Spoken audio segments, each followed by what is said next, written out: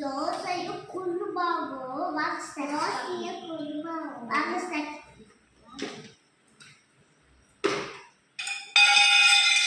Stacks 50-50 biscuits. 50-50 biscuits. இந்த video